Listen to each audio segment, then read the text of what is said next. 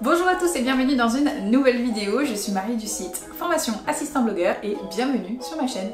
Aujourd'hui je vous propose de parler du métier d'assistant web, aussi connu sous le nom d'assistant virtuel, assistant blogueur, bras droit, enfin voilà, il y a plein de termes qui peuvent être utilisés. Je vais vous expliquer tout ce qu'il y a à savoir, en tout cas un maximum, sur le métier d'assistant web et j'espère que cette vidéo vous intéressera et vous donnera des brèves d'informations.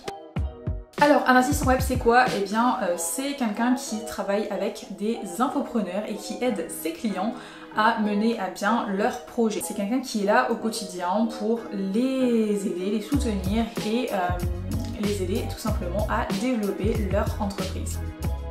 Les missions sur lesquelles il intervient sont assez variées et c'est d'ailleurs moi ce que j'aime particulièrement dans ce métier. En fait les journées ne se ressemblent jamais puisque dans une entreprise, vous le savez, il y a énormément de choses à gérer. Il faut savoir que de manière générale et dans l'infoprenariat, les personnes qui se lancent dans ce métier sont très souvent seules dès le départ. Ça veut dire qu'au début, ils font un petit peu tout eux-mêmes et à partir du moment où ils commencent à gagner de l'argent, à générer du chiffre d'affaires, ils vont avoir besoin de déléguer. Et du coup, il y a une multitude de tâches, de petites tâches qui permettent de faire tourner l'entreprise qui vont devoir être déléguées à quelqu'un de confiance. Donc ça peut être autant par exemple de la gestion administrative, répondre à des emails, gérer la relation client.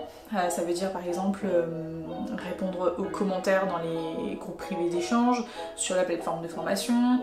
Ça peut être faire du recouvrement, traiter la facturation, suivre les impayés, voilà, toute la partie administrative qu'on peut retrouver de manière générale dans une entreprise lambda entre guillemets. Et bien forcément on va le retrouver aussi dans l'infoprenariat. Donc l'assistant il a vraiment un côté très couteau suisse, très polyvalent. Après il y a évidemment d'autres types de missions, tout dépend de la stratégie de son client. De manière générale, quand on travaille sur internet, la visibilité est très importante. Donc il faut avoir une stratégie digitale qui soit quand même un minimum rodée. Ça veut dire que pour pouvoir maximiser sa visibilité, les infopreneurs ont généralement plusieurs réseaux. Donc ça peut être Instagram, une chaîne YouTube, un groupe Facebook ou une page Facebook. Voilà, il peut y avoir plein de choses, un compte Pinterest et en fait, l'assistant va l'aider à gérer sa création de contenu sur ces différents réseaux. Donc par exemple sur Pinterest, il va créer des vignettes sur chacun des articles de blog, il va créer son compte et le faire lire. Sur Instagram, il va préparer peut-être les visuels de ses publications et les planifier. Sur le groupe, ça peut être d'animer tout simplement les échanges. Voilà, il peut y avoir vraiment différents types de missions. Sur YouTube, ça peut être du montage, la mise en ligne des vidéos, leur optimisation. En fait, il n'y a pas vraiment de limite parce que tout dépend de la stratégie du client en fait.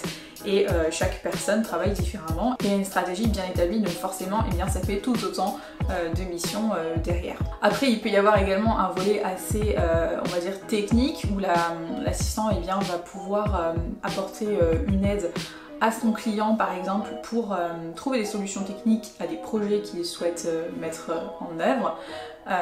Ça peut être chercher à mettre des fonctionnalités spécifiques sur la plateforme de formation des élèves, ça peut être gérer la maintenance du blog, créer par exemple une landing page, mettre à jour ou mettre en forme tout simplement une page de vente, ça peut être gérer son autorépondeur, donc par exemple créer des listes email, animer ce réseau-là, mettre en place des automatisations en fonction de certains nouveaux projets. Voilà, c'est vraiment très vaste. Encore une fois, il y a énormément de choses.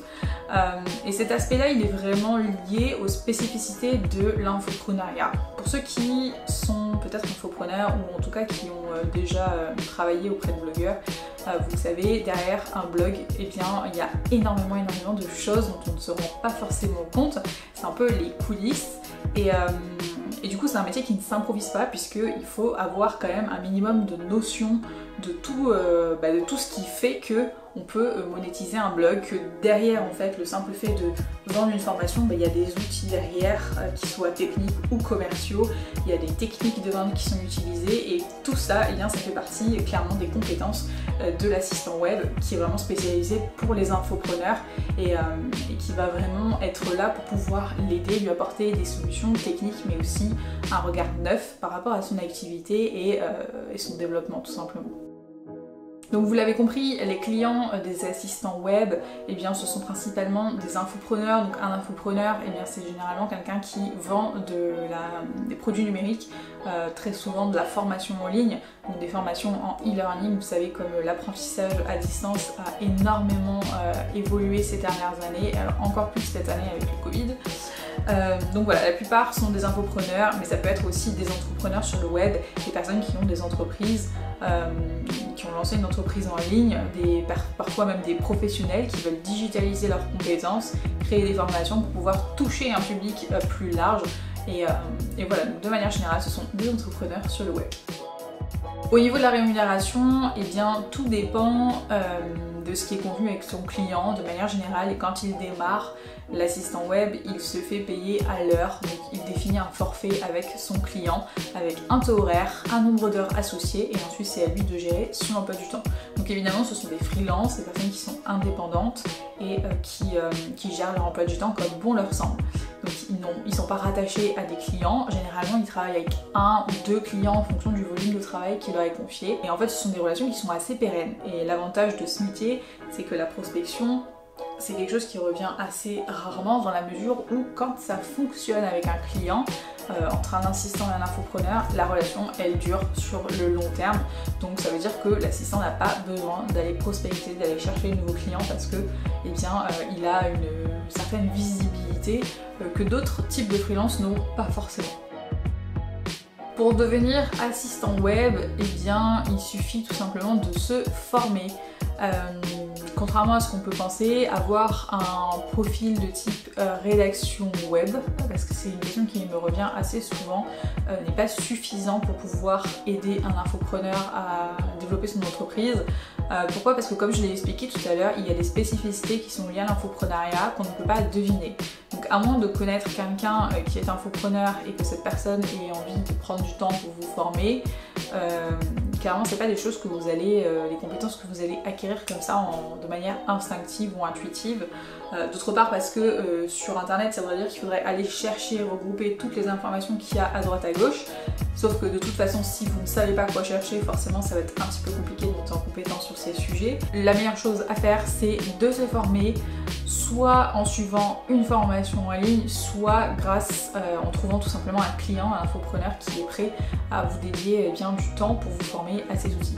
De manière générale, il faut savoir que l'assistant, il ne cesse jamais d'apprendre et de devoir se former. C'est hyper important dans ce métier puisque c'est internet, c'est un milieu qui bouge énormément et c'est hyper important de se tenir informé de tout ce qui se passe pour pouvoir être dans le coup. Tout simplement parce que une méthode qui fonctionne très bien le lundi et le mardi, elle peut être complètement obsolète. Il y a certains réseaux qui émergent. On peut regarder par exemple cette année, il y a eu TikTok qui a complètement cartonné et qui a un petit peu révolutionné la partie vidéo. La preuve c'est qu'Instagram a suivi pas très longtemps après avec les réels, les reels, je sais pas trop comment on dit.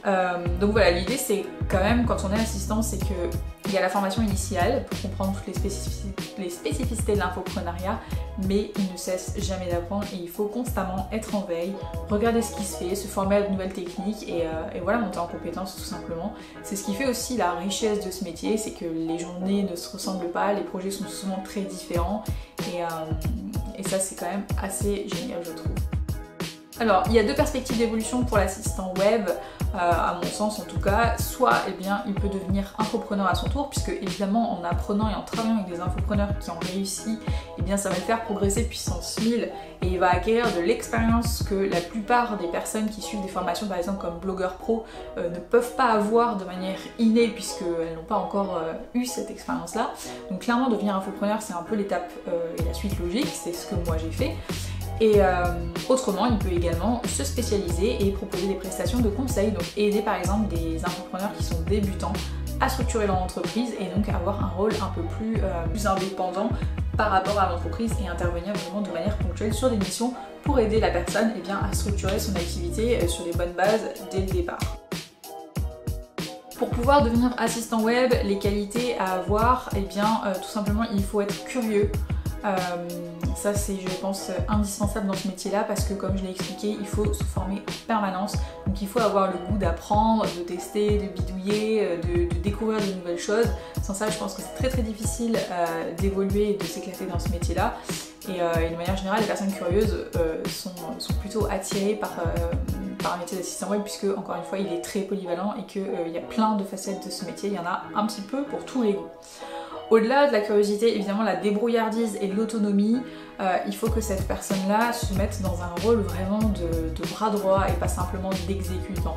Ça c'est hyper important puisque il est là pour aider ses clients à structurer leur activité. Il n'est pas là juste pour faire ce qu'on lui demande, il est aussi là pour pouvoir apporter une vision externe, un nouvel avis et ça c'est ce qui fait aussi la différence. Et enfin, je pense un bon niveau de français. Parce que clairement pour pouvoir créer du contenu notamment, puisque ça fait partie des tâches un peu récurrentes de l'assistant, eh bien il faut savoir bien écrire, pas faire de fautes d'orthographe. Alors je parle pas de prose, on n'est pas dans un niveau aussi exigeant que peut l'être la rédaction web par exemple, mais par contre il faut quand même savoir écrire sans faire de fautes d'orthographe ou de grammaire et avoir quand même un minimum de maîtrise du français. Voilà pour le métier d'assistant web, j'espère que cette vidéo vous aura intéressé. Si vous avez des questions, n'hésitez pas à les poser en commentaire. Il y aura probablement énormément d'autres vidéos qui vont venir à ce sujet, donc si vous avez des suggestions, des choses que vous aimeriez savoir, pareil, n'hésitez pas à me les laisser. Je vous remercie d'avoir regardé cette vidéo et je vous dis à très bientôt pour une prochaine. Ciao!